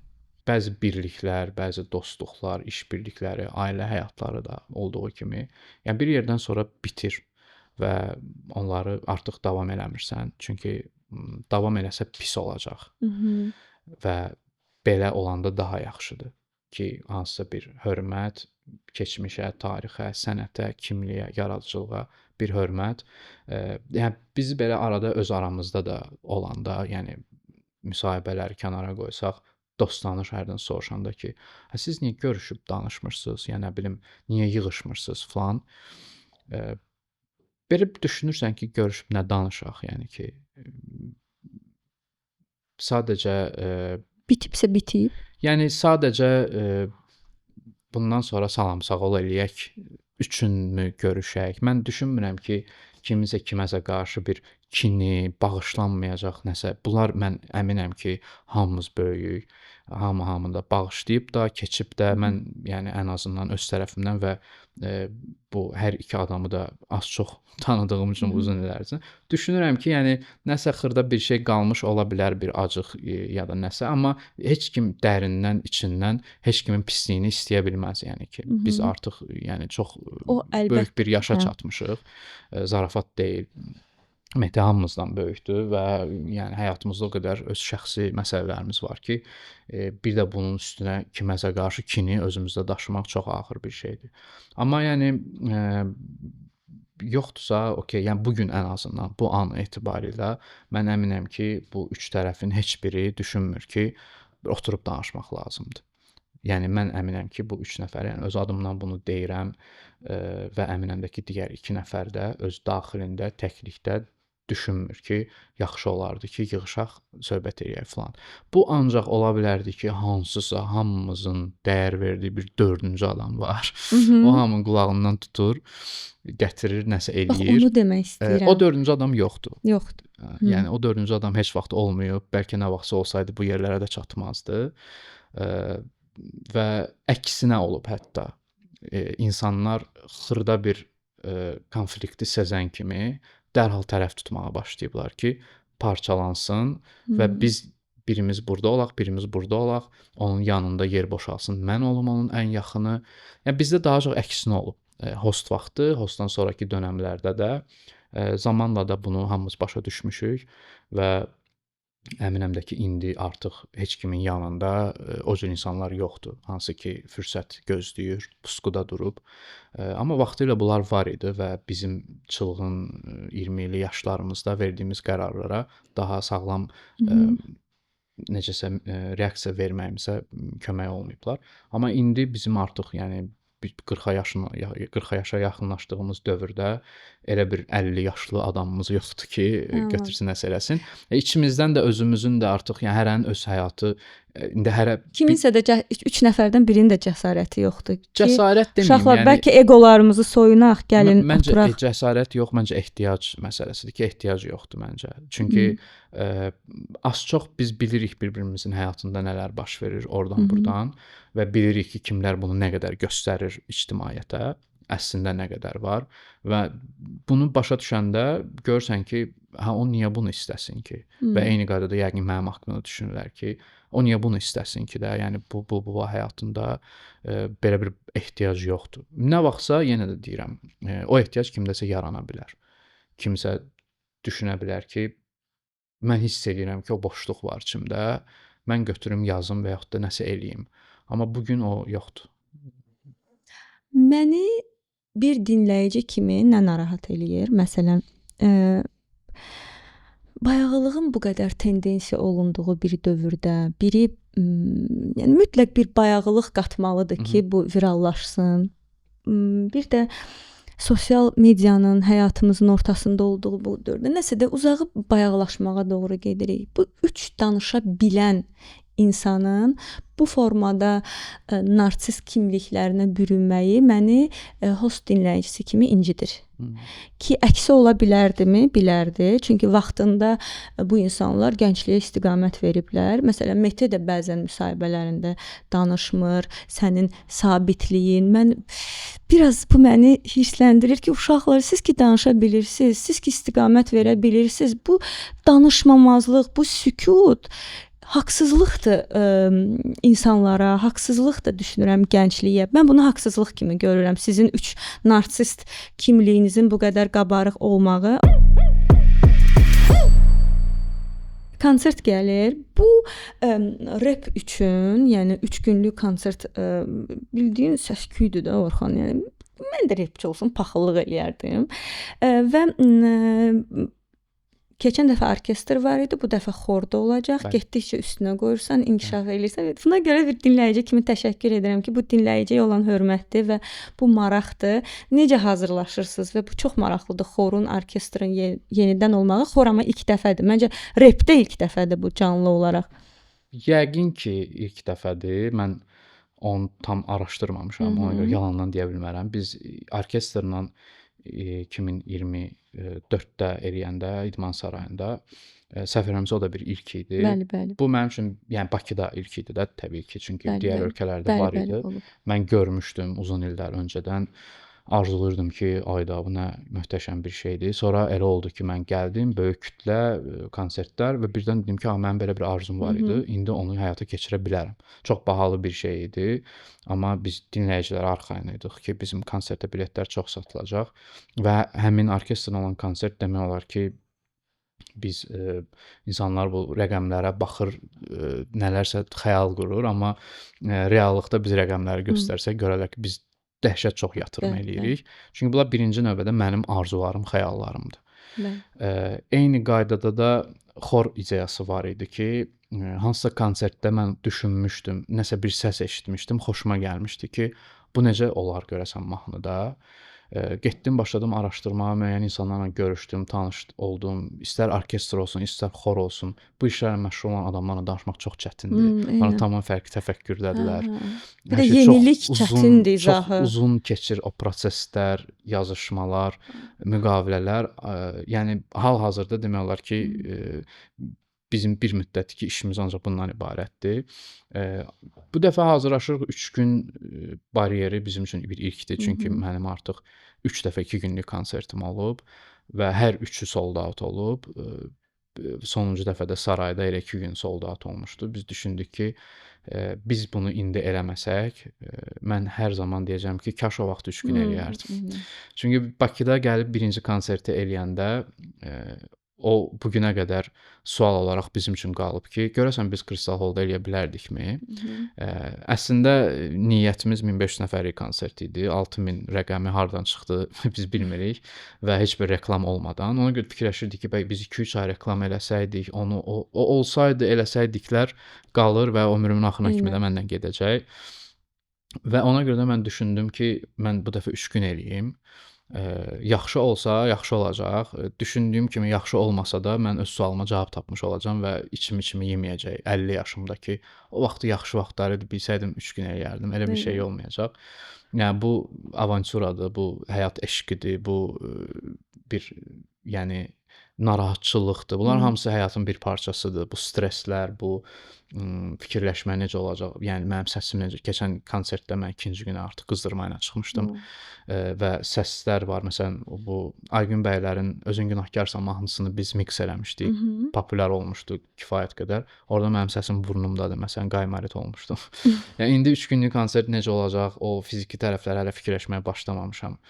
Yəni burada çox böyük iş var, çox böyük əziyyət var və mən bunu birinci növbədə eləyirəm ki, yaxşı yaddaş olsun, yaxşı xatirələr olsun. Dinləyicilərin də dəstəyini görürəm ki, Bakıda artıq 5-ci, 6-cı böyük konsertdir 3-4 il ərzində və hələ ay yarım qalıb artıq 2000-dən çox insan bilet alıb konsertə və bəzən düşünürəm ki, görəsən hamısı dolarmı? Sonra fikirləşirəm, yəni ay yarım qalmış 2000 bilet satmaq əslində necə böyük bir şeydir. Bir çox yəni artist ümumiyyətlə arzu eləyərdi ki, 6 aya 2000 bilet satsın. Mən isə bəzən narahat oluram ki, çoxdurmu, azdırmı? Ona görə özümü belə ayağımı yerə vururam ki, balanslaşdır. Yəni ki, yaxşıdır hər şey. Bu çox böyük bir şeydir. Və mən bilirəm də ki, onsuz da həmişə axırda yaxşı olur hər şey. Bu dəfə də əsas fokusumuz hal-hazırda, yəni biz biletləri satışa çıxarmışıq, reklam üçün nə lazımdır, hamısı gedir proses. Bizim hal-hazırda gündəlik işimiz yaradıcılıqla bağlıdır. Mənim konsertlərimdə hələ böyük konsertlər olmayan vaxtlardan bir fişqa belə deyək var idi ki, mahnıları sintez eləmək var idi. Hətta Jazz Center-də vaxtından bunu eləyirdim. Sonra oldu ki, bu daha kütləvi hal aldı. Çinarə Məlikzadə ilə mahnı populyarlaşdı, Mərdanla mahnı çıxdı, Uranla biz duet elədik. Və konsertlərdə artıq bilirəm ki, insanlar bunu gözləyirlər ki, hansı ifaçı gözlənilmədən səhnə arxasından çıxacaq və hansı mahnı oxuyacaq. Bu dəfə də çox fərqli insanlar var. Məndən məsələn maraqlı olandır ki, sən bildirmirsən öncədən ki, bu bilet satışına təsir eləməsin. Bu yetərli qədər özünə inamın bir formasıdır. Təbrik edirəm buna görə. Çox sağ olun. Mən düşünürəm ki, buna ümumiyyətlə ehtiyac yoxdur. Heç bir ifaçı bəzən mən özüm kimisə konsertində çıxış eləyəndə də deyirəm ki, yəni çox vurğulama da mənim adımı. Sənin özünə ziyandır. 5-10 bilet satmaq ola bilər. Birincisi mənə görə kiminsə konsertində 1000 bilet heç kim satmayacaq. Yəni bir mahnıya görə. Amma sən bir növ göstərirsən qıraqdan ki, nəsə çabalayırsan. Bizim bu dəqiqə konsertimizdə olacaq elə adlar var ki, mən əminəm ki, onlar bizə bilet sata bilər. Amma o səhnəyə çıxanda cəmaətin verəcəyi reaksiya daha önəmlidir mənim üçün. Bəli. Və ona görə bu dəfə hardasa 4-5 fərqli nəsildən, fərqli yaşlarda ifaçılar var ki, onlar gözlənilmədən səhnəyə çıxacaqlar. İnşallah xeyirli olsun. Çox sağ olun. Orxan, çox sağ ol ki, gəldin. Siz sağ olun. Çox dəyərli idi səninlə söhbət, müsahibə. Çox sağ ol ki, varsan və musiqi